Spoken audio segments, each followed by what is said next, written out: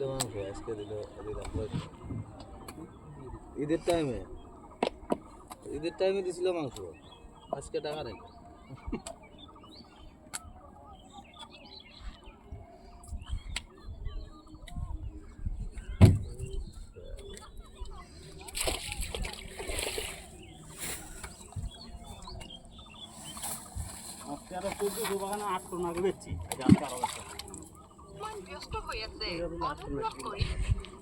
হাকিম ভাই কি করছো?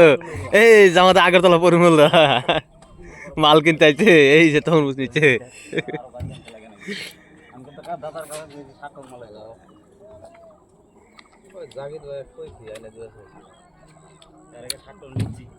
এইগুলা সব পটুল তরমুজ।